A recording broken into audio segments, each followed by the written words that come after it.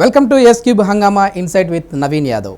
ఈ ప్రోగ్రాం ముఖ్య ఉద్దేశం సోషల్ మీడియాలో అన్ని పార్టీలకు సంబంధించిన వారు ఎంతగానో కష్టపడ్డారు, అలాంటి వారికి గుర్తింపు రావాలి అని చెప్పి వారితో ఒక ప్రత్యేక ఇంటర్వ్యూని ఏర్పాటు చేద్దామని చెప్పేసి ఉద్దేశంతోనే ఈ ప్రోగ్రామ్ని స్టార్ట్ చేశాం. కానీ ఇందులో వినూత్నంగా ఏంటంటే సామాజిక అంశాలపై చాలా అవగాహన ఉన్న వ్యక్తి, సామాజిక అంశాలను కూడా మీ ఛానల్లో టెలికాస్ట్ చేస్తే బాగుంటుందని చెప్పేసి ఒక మెయిల్ అయితే మాకు వచ్చింది. ఆయనే డాక్టర్ అంజన్ రెడ్డి గారు.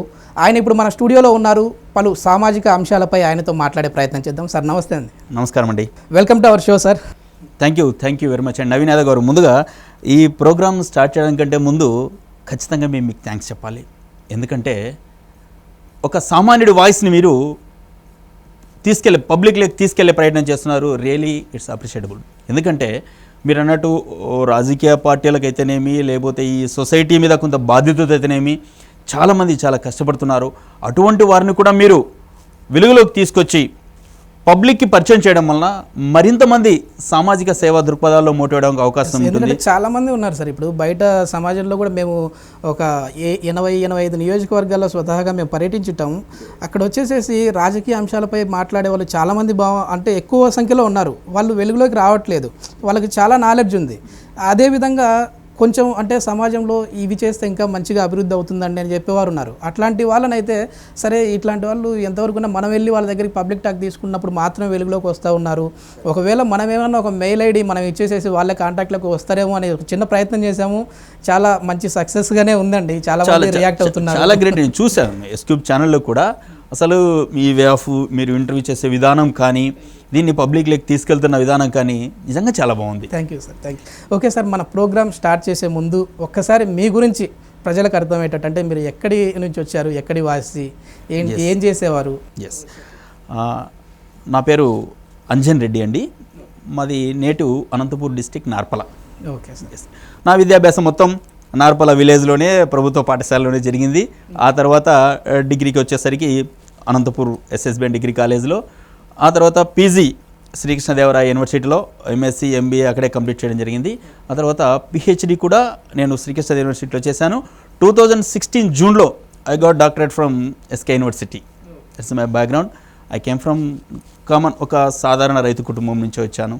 ఇంకా చెప్పాలంటే ఒకానొక దశలో ఆర్థిక ఇబ్బందులు ఎదుర్కొని అప్పుల ఊబిలో కూరుకుపోయి ఇబ్బంది పడినటువంటి ఒక సాధారణ రైతు కుటుంబం నుంచే నేను వచ్చాను. Okay sir. ఏం చేసేవారు సార్? నాన్నగారు ఏం చేసేవారు? అమ్మగారు? నాన్న వ్యవసాయం. ఓకే. అమ్మ housewife. Okay. Housewife అన్నకంటే నాన్నకి ఏమాత్రం తీసుకునే విధంగా ఆమె కూడా పొలం పనులు అన్నీ కూడా చేసేవాళ్ళు.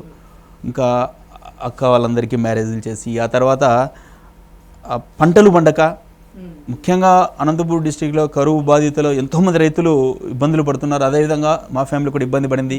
పంటలు పండక, పంట పండినప్పుడు గిట్టుబాటు ధర లేక, చివరకు ఒక రైతుకు నేలకు, కన్న తల్లికి కొడుకుకు ఎటువంటి చక్కటి సంబంధం ఉంటుందో అటువంటి సంబంధం ఉంటుంది. మరి అటువంటి కన్న తల్లి లాంటి భూములను కూడా టోటల్గా అమ్ముకొని బయటికి రావాల్సిన దారుణ పరిస్థితులను అనుభవించిన ఒక సాధారణ రైతు కుటుంబం నుంచి వచ్చాను. నవీన్ గారు, ఈ సందర్భంగా మీకు ఒక విషయం చెప్పాలి. నిజంగా మేము ఆ భూమి వేరే వాళ్ళకి అమ్మాల్సిన పరిస్థితి తప్పదు. నాన్న పరిస్థితి అంత ఆర్థికంగా దిగజారిపోయినప్పుడు అమ్మాలకుండా, అది చివరి రోజు ఆ పంట, వరి పంట ఊడ్చుకొని కలంలో ధాన్యం గింజలు ఉన్నాయి.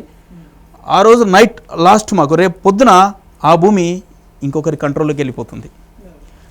ఆ రోజు ఆ వెన్నెల్లో తోటలో, ఆ కలం అంటారంటే రాయలసీమలో, ఆ కలంలో ఆ ధాన్యం గింజల చుట్టూ మా అమ్మ, మా నాన్న, నేను, మా తమ్ముడు, నలుగురు 4 వైపులు పడుకున్నాం. కానీ ఎవ్వరికి నిద్ర పట్టలేదు. ఎందుకంటే తెల్లారితే ఆ పుడమి తల్లి మనది కాదు. ఆ వెన్నెల్లో ఎవరంతటి వాళ్ళు కూర్చున్నాము, పడుకుంటున్నాము, లేస్తున్నాము, కూర్చుంటున్నాము, నిద్ర పట్టేది. తెల్లవారిపోతుంది అనే ఒక భయం, తెల్లవారితే మన చేయి దాటిపోతుంది అనే ఒక ఆందోళన ఆ రోజు అనుభవించాం. అది ఎప్పటికీ గుర్తుండిపోతుంది.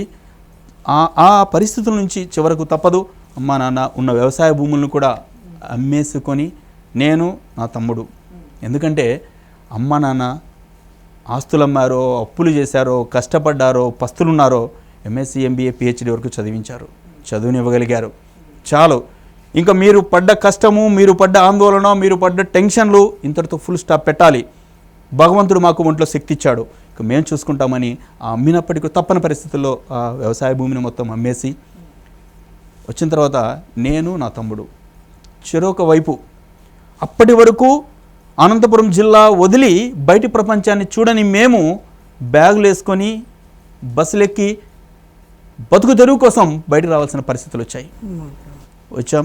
ఆ విధంగా ఉద్యోగ ప్రయత్నాలు చేస్తున్న సమయంలో ఒక అదృష్టం ఏంటంటే, ఒక మంచి ముందు నుంచి కూడా సేవా దృక్పథం ఉన్నప్పటికీ కూడా సేవ చేయాలంటే అందరం చేయలేమండి, దాని వెనక ఉండాలి.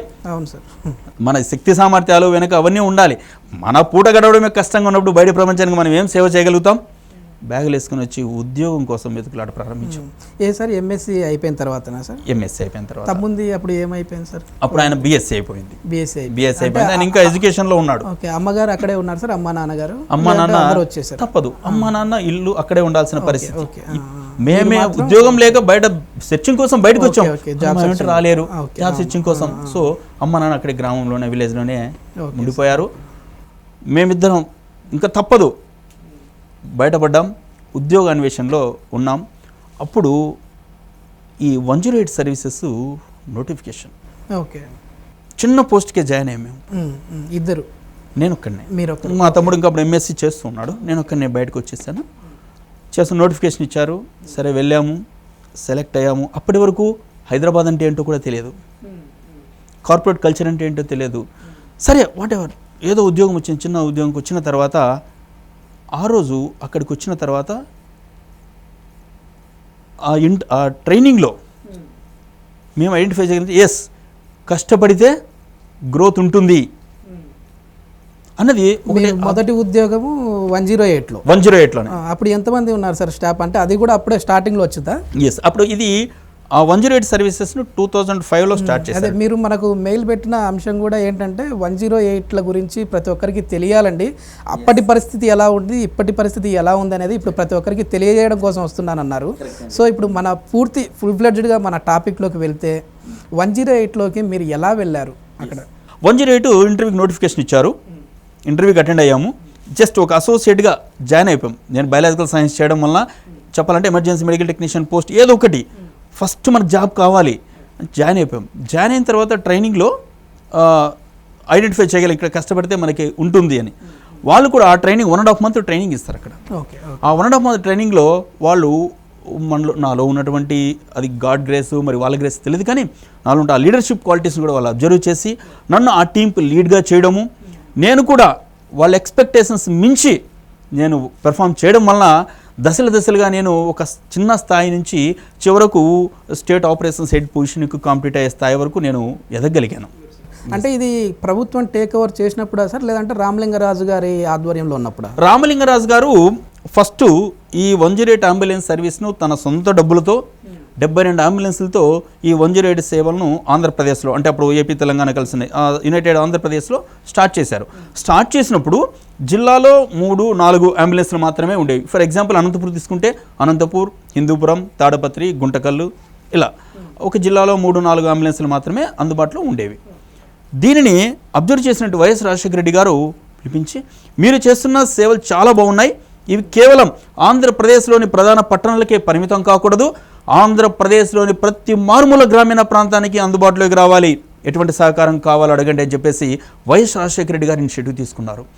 ఎప్పుడైతే వైఎస్ రాజశేఖర రెడ్డి గారు ఈ విధంగా సపోర్ట్ చేయడం మొదలుపెట్టాడో, మండుతున్న అగ్నికి గాలి తోడైతే ఎలా బగబగా మండుతుందో, ఈ ఆలోచనకి రాజశేఖర రెడ్డి గారు తోడవడంతో 72 అంబులెన్స్లతో ప్రారంభమైనటువంటి 108 సేవలు 752 అంబులెన్సులతో ఆంధ్రప్రదేశ్ మొత్తం ప్రతి మారుమూల గ్రామీణ ప్రాంతానికి అందుబాటులోకి వచ్చాయి. అంతేకాదు పక్క రాష్ట్రాలు కూడా అబ్జర్వ్ చేశాయి, ఆంధ్రప్రదేశ్లో 108 సర్వీసెస్ ఎలా చేయగలుగుతున్నారు, ఒక్క ఫోన్ చేస్తే 10-15 నిమిషాలు ఎలా రాగలుగుతున్నారు అబ్జర్వ్ చేసి వాళ్ళ అబ్జర్వర్స్ని ఇక్కడికి పంపించి, మీరు చేస్తున్న సేవలు చాలా బాగున్నాయి, ఇటువంటి సేవలు మహారాష్ట్రలో కూడా ప్రారంభించండి, మేము సపోర్ట్ చేస్తామని మిగతా రాష్ట్రాలు కూడా ముందుకు వచ్చాయి. ఆ విధంగా ఈరోజు 108 సేవలు భారతదేశంలో 18 రాష్ట్రాలు, 2 కేంద్రపాలిత ప్రాంతాల్లో నిర్విఘ్నంగా కొనసాగుతున్నాయి. అయితే ఈ 108 సర్వీసెస్కి మాతృభూమి, పుట్టినిల్లు మాత్రం ఖచ్చితంగా మన ఆంధ్రప్రదేశే.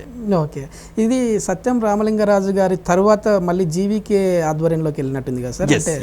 ఎస్ సత్యం రామలింగరాజు గారి చేతిలో 2010 వరకు నడిచిన తర్వాత మనందరికీ తెలుసు, సత్యం రామలింగరాజు గారు ఆర్థిక ఇబ్బందుల్లో కూరుకుపోయిన తర్వాత ఈ సర్వీస్కి మనుగడ ప్రశ్నార్థకమైంది. ఆ టైంలో ప్రశ్నార్థకమైనప్పుడు అప్పుడు సీఈఓగా ఉన్నటువంటి వెంకట చెంగవల్లి గారు చాలా ఎఫర్ట్స్ పెట్టారు. ఆయన కూడా పెట్టి ఈ సంస్థ నడపాలి అని చెప్పేసి ఆ రామలింగరాజు గారు చేతిలో నుంచి బయటకు వచ్చిన తర్వాత ఒక 4-5 నెలలు ఆయన అప్పటికే కొన్ని రాష్ట్రాల్లో, పక్క రాష్ట్రాల్లో ఉన్నాం, ఫండ్స్ అడ్జస్ట్మెంట్ చేసి గవర్నమెంట్ దగ్గర నుంచి కొన్ని పుల్ చేసి ఆయన ఎఫర్ట్స్ పెట్టి నడపగలిగాడు.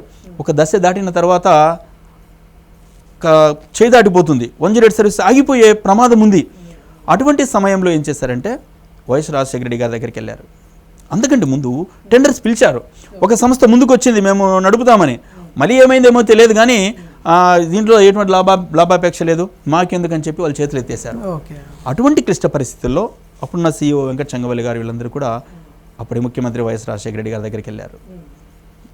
ఇక మీరే దిక్కు, ఈ పరిస్థితిలో ఉన్నామంటే యూ డోంట్ వరీ, నేనున్నా, ఇంత మంచి పథకం గురించి ఆలోచించాల్సిన అవసరం లేదు, ఏమైనా సరే మనం చక్కగా నడపాలి దీన్ని అని చెప్పేసి అప్పుడు ఆయన మాట్లాడి ఆ తర్వాత జీవీకే వారి చేతిలో ఈ 108 సేవలను ఉంచడం జరిగింది. ఇలాగే మీరు కూడా ఏదైనా ఒక అంశం కావచ్చు, అంటే అది రాజకీయ అంశం కావచ్చు, లేదంటే సామాజికంగా మీ నియోజకవర్గాల్లో ప్రధానంగా సమస్యలు ఏమైనా ఉంటే అది అధికారుల దృష్టికి తీసుకొని వెళ్తే వారు పట్టించుకోకపోయినా వాటి గురించి మీరు మాట్లాడాలి అనుకుంటే మాకు కాంటాక్ట్ అవ్వండి. మీకు వచ్చేసేసి కింద స్క్రోల్ అవుతున్న మా మెయిల్ ఐడికి మీ కాంటాక్ట్ డీటెయిల్స్, మీ పూర్తి పేరు, వివరాలు, మీరు మాట్లాడవలసిన టాపిక్, ఆ అంశం ఏంటి అంటే ఏ సమస్య గురించి మీరు ప్రజలకు అర్థమయ్యేలా వివరించాలనుకుంటున్నారో ఆ సమస్య గురించి మాకు చెప్పారు అంటే మేమే మీకు కాల్ చేస్తాము, మిమ్మల్ని మా స్టూడియోకి ఇన్వైట్ చేసి ప్రత్యేక ఇంటర్వ్యూ తీసుకుంటాము. ఈ వీడియో చూసిన ప్రతి ఒక్కరికి కూడా నా ధన్యవాదాలు. ఈ వీడియో మీకు నచ్చితే లైక్ చేసి అందరికీ రీచ్ అయ్యేలా షేర్ చేయండి. ఇలాంటి లేటెస్ట్ పొలిటికల్ అప్డేట్స్ అలాగే ప్రత్యేక ఇంటర్వ్యూలు మీకు రావాలంటే మా ఛానల్ని సబ్స్క్రైబ్ చేసుకొని పక్కనే ఉన్న బెల్ సింబల్ యాక్టివేట్ చేసుకొని. Thanks for watching. Thank you sir.